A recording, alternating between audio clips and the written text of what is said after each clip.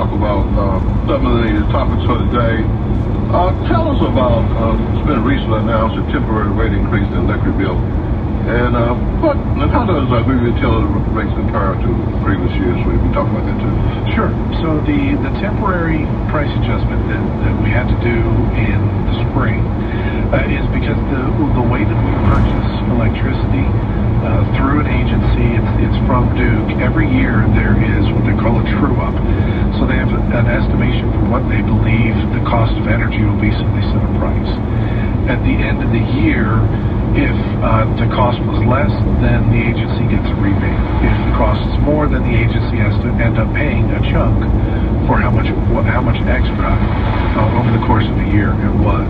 Now, usually the amounts are in the smaller millions of dollars, which to me that's huge, but when you spread it out over several agencies, towns, GUC is included a little bit. I think it's 32 or 33 organizations.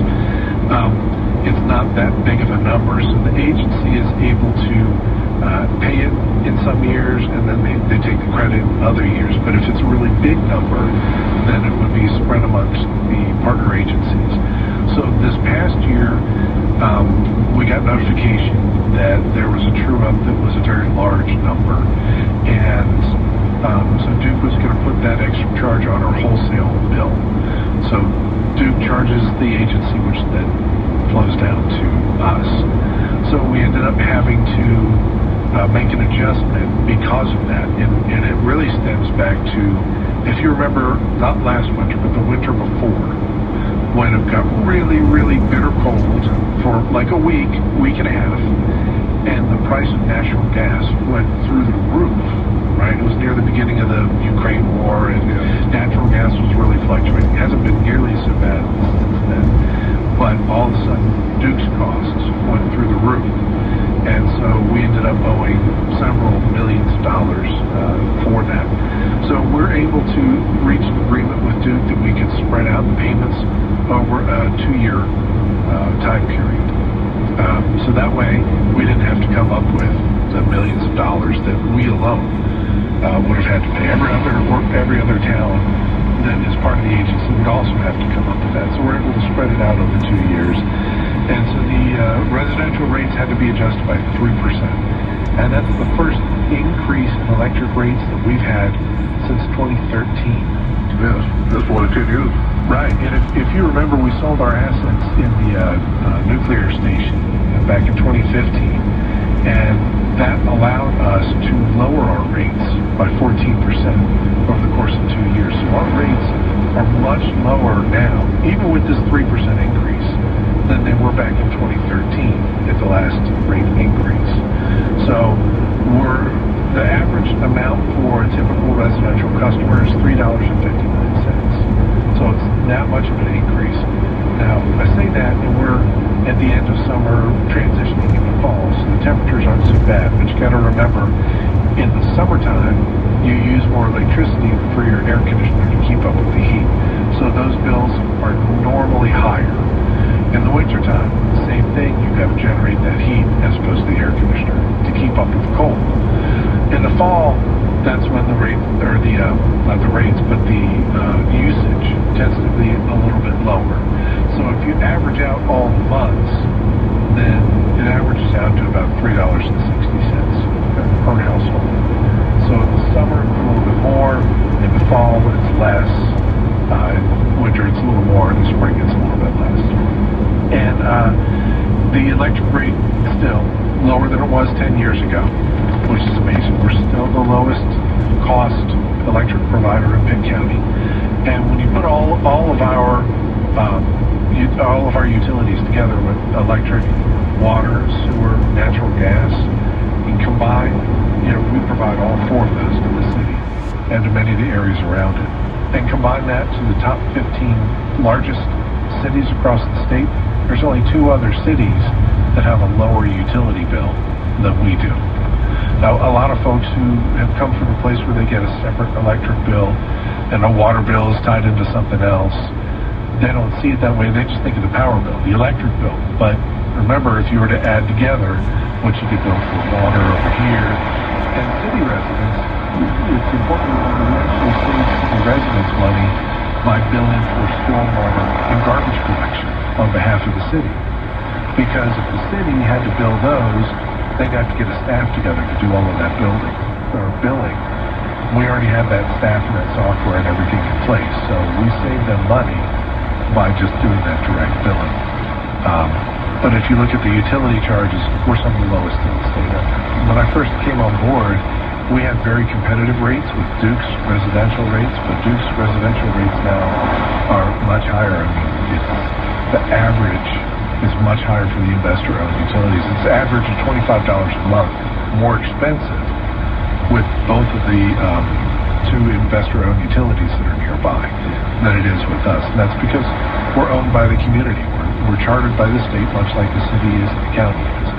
So our interest is in the best interest of the community. So high reliability, low rates, local controls. All the board members are here in town or out in our county. They're all GUC customers. So they're all looking out for their neighbors in this community as opposed to shareholders. So it's a huge advantage to have publicly owned utilities here. You mentioned the time of the year, and recently we've had a series of powerful storms come through the area. And also, it's hurricane season. Quite often, there are outages and flooding. Tell us about the impact those weather events may have on GUC and its customers. Well, first of all, we built that new operations center a few years ago. So we don't have the threat of flooding for us anymore, which we used to on Rumford Road. We got flooded out in Floyd in '99, Matthew in 2016. We had to pick up and move everything, and some buildings had some pretty good damage. We don't have to worry about that anymore. The big things that we worry about are things like trees, because people don't think about trees except as when they come down. Sometimes they come down on top of power lines. So we actually have a pretty good program to trim trees throughout the year, and they go through our system, and it takes about 3 years to go through the whole system and trim back. And that helps our reliability. That's the big thing we worry about when there's a lot of rain, and then the winds come, the rain loosens the ground, and then the trees it's easier to blow them over. So that's our big concern when we've got big storms. And also the other half of that concern is when the winds are blowing and stuff goes down, we've got to make sure it's safe for our crews to go out and respond. So we've got different benchmarks for like the wind speeds. Our crews can go out until the wind speeds are 35 miles an hour, and then they don't go out until the winds come back down, because it's just not safe for them to get up in a bucket truck.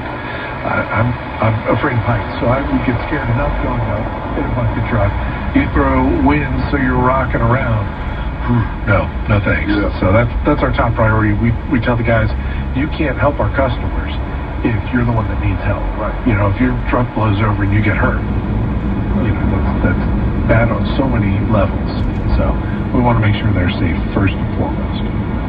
Let's talk about some of the projects that the Greenville utility has going on. A few days ago, it was announced that GUC was building a new substation and installing a generator to have the new solar power manufacturer, Soviet, Bobian, that's moved to our area. What does that mean for Greenville utilities? Well, the big thing is it's such a good boost to the economy for everyone here in Pitt County. And we're really proud of the work that we did with all of our partners, and that's with the Alliance, with the city, with the county, with other industries, and the state as well, to help recruit, and that's the way we work at it. And to our customers, there's a huge benefit because if we get more customers, then we can spread the costs of our system across more people and industries, so the prices can stay a little bit lower. The other thing is we have to build this. We're going to have to build the substation because of their power requirements. They are going to be one of our largest, if not by far. In fact, I think by far they're going to be our largest energy consumer when they come on board. They're doing it in a couple of phases to get up to speed. But at a large enough load that what we've got in place right now, I don't believe our substation out in the industrial park can handle them and all the other industries. So we're going to build a substation right by that building. That's the old Denso or Asmo building across from what used to be Overton's industrial. And they have a lot of problems